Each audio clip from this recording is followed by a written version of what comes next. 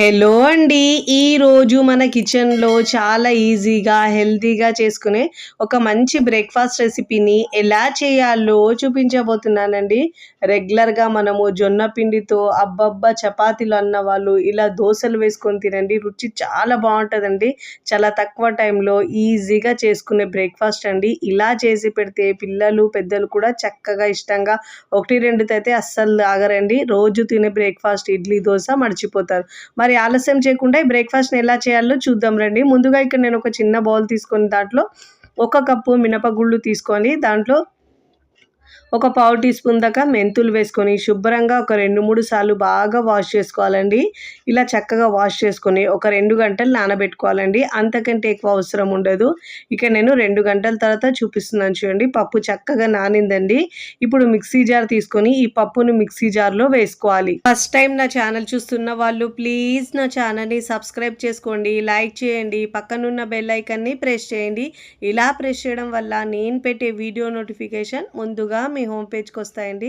ఇప్పుడు ఇలా మినపగుళ్ళు వేసుకున్న తర్వాత కొద్దిగా వాటర్ని యాడ్ చేసుకొని మెత్తగా గ్రైండ్ చేసుకోవాలండి. ఎంత మెత్తగా గ్రైండ్ చేసుకుంటే మనకు బ్రేక్ఫాస్ట్ అనేది అంత బాగా వస్తుంది. ఇప్పుడు ఇలా గ్రైండ్ చేసుకున్న పిండిలో ఇలా చక్కగా గ్రైండ్ చేసుకున్న తర్వాత ఇప్పుడు ఇదే మిక్సీ జార్లో 2 కప్పుల జొన్న పిండి వేసుకుంటున్నానండి. మీరు ఒకవేళ జొన్న పిండి లేని వాళ్ళు మనము మినపగుళ్ళు నానబెట్టినప్పుడే సపరేట్గా మనము 2 కప్పుల జొన్నలు నానబెట్టుకోవాలండి.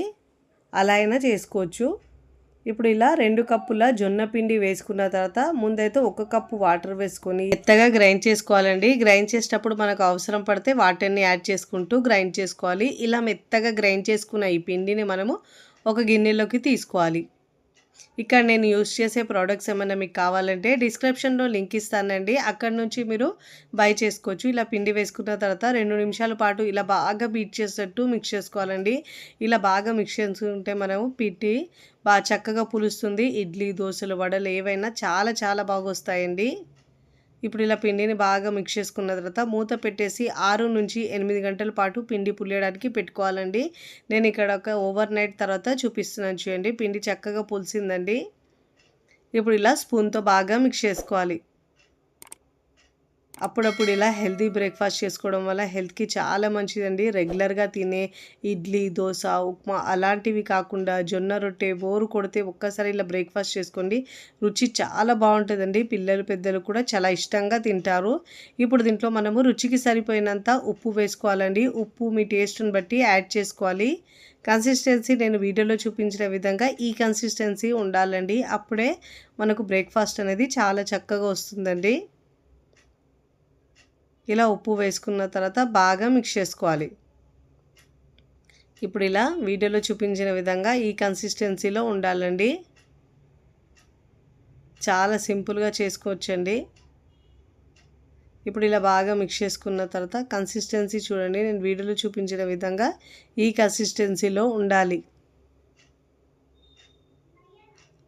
ఇప్పుడు నాకు కొద్దిగా గట్టిగా అనిపించిందండి. మళ్ళీ కొద్దిగా ఒక 2, 3 టేబుల్ స్పూన్ దాకా వాటర్ని యాడ్ చేసుకొని ఒకసారి బాగా మిక్స్ చేసుకోవాలి. పిండి అయితే రెడీ అయిపోయిందండి. ఇప్పుడు స్టవ్ మీద పెనం పెట్టుకొని పెనం బాగా వేడైన తర్వాత మంటను లో ఫ్లేమ్లోంచి వాటర్ చిలకరించి టిష్యూ పేపర్ లేదంటే క్లాత్తో బాగా తుడుచుకోవాలండి. ఇలా తుడుచుకున్న తర్వాత దోస వేసుకోవాలండి. దోస వేసేటప్పుడు మంటను లో ఫ్లేమ్లోంచి వేసుకోవాలండి. అప్పుడే మనకు దోస అనేది చక్కగా వస్తుంది. ఇప్పుడు మంటను లో ఫ్లేమ్లోంచి 2 గరిటెల పిండి వేసుకొని మీకు వీలైనంత పల్చగా స్ప్రెడ్ చేసుకోవాలండి. దీంతో మీరు కావాలంటే సెట్ దోసలైనా వేసుకోవచ్చండి. ఇలా పల్చగా స్ప్రెడ్ చేసుకోవాలి. ఇలా పల్చగా స్ప్రెడ్ చేసుకున్న తర్వాత దీనిపై నుంచి సన్నగా కట్ చేసుకున్న ఉల్లిపాయ ముక్కలు వేసుకున్నానండి. ఒకవేళ మీకు ఇష్టం లేని వాళ్ళు స్కిప్ చేసినా పర్వాలేదండి. కానీ ఉల్లిపాయలు వేసుకొని తింటే రుచి చాలా బాగుంటుందండి. మధ్యలో ఆ పలుకులు వస్తుంటే సూపర్ టేస్టీగా ఉంటుంది. ఇలా నేను ఉల్లిపాయలు వేసుకున్న తర్వాత మంచి గోల్డెన్ కలర్ వచ్చే వరకు కాల్చుకోవాలండి. అన్ని వైపుల్లో తిప్పుతూ మంచి కలర్ వచ్చే వరకు కాల్చుకోవాలి. మీడియం టు హై ఫ్లేమ్లోంచి అన్ని వైపుల్లో తిప్పాలండి. ఇప్పుడు దీనిపై నుంచి 1/2 టీ స్పూన్ దాకా ఆయిల్ వేసుకోవాలండి. నెయ్యైనా వేసుకోవచ్చు.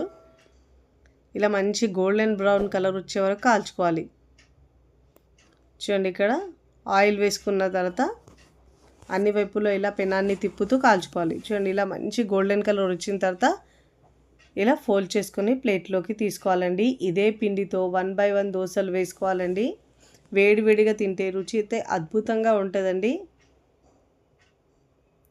చూడండి ఎంత మంచి కలర్ వచ్చిందో. ఇదే విధంగా ఫోల్డ్ చేసుకొని ప్లేట్లోకి తీసుకోవాలి. క్రిస్పీగా చాలా బాగుంటాయండి.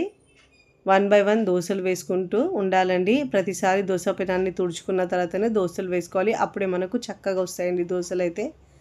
ఒట్టిగా తిన్నా కూడా బాగుంటాయండి. మాకైతే ఉల్లిపాయలు ఇష్టమని నేను ఎక్కువగా వేసుకుంటున్నాను. నచ్చని వాళ్ళు స్కిప్ చేసినా పర్వాలేదు. ఇలా 1 బై 1 దోసలు వేసుకొని ప్లేట్లోకి సర్వ్ చేసుకోవాలండి. చాలా ఈజీగా, సింపుల్గా, హెల్తీగా చేసుకునే ఈ బ్రేక్ఫాస్ట్ ఎలా వచ్చిందో కామెంట్ ద్వారా మీ అభిప్రాయాన్ని నాకు తెలియచేయండి. ఇప్పుడైతే సర్వింగ్ ప్లేట్లో సర్వ్ చేసుకున్నానండి. చూస్తుంటేనే నోట్లో నీరూరుతాయండి. ఎప్పుడెప్పుడు తినాలనిపిస్తాయండి. అంత టేస్టీగా ఉంటాయి. క్రిస్పీగా తిన్న కొద్దీ తినాలనిపిస్తాయండి. నేనైతే మార్నింగ్ బ్రేక్ఫాస్ట్లో, నైట్ డిన్నర్లో అయినా చేసుకోవచ్చండి. చాలా బాగుంటాయి. వీడియోని లైక్ చేయండి. లైక్ చేసి హై బటన్ని నొక్కండి. ఫ్రెండ్స్, ఫ్యామిలీకి షేర్ చేయండి. మరికొన్ని టేస్టీ, సింపుల్, క్విక్ రెసిపీస్ కోసం నా ఛానల్ని సబ్స్క్రైబ్ చేసుకోండి. Thanks for watching. బాయ్.